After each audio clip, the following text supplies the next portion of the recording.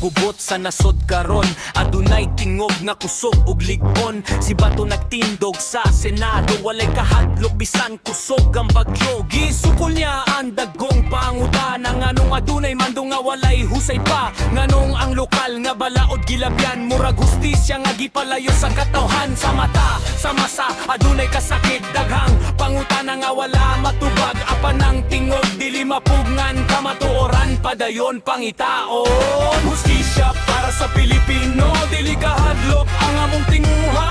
Barog lang bato, ipadayon ng laban alang sa nasod ug katawhan. Rodrigo Duterte, ngalangan na ilhan sa uban bayani sa ubang kontrobersyal. Apan ang katawhan na ngayon klaro nga ang balaod patas para sa tanan. Sa Senado, naglanog ang tingog, matinud-anon ug diretso mo tubag. Dili basta mo pailalom sa kahadlok, bisan daghang kritiko ug pagsukol ang katawhan na ngayon og kahayag. Dili gusto sa kalibog ug kasaba, kung adunay sala husaya sa tugma, sa yutang natawan na ipaagi unta.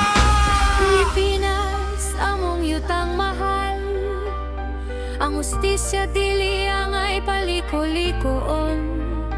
Ang kamatuoran among gipangita.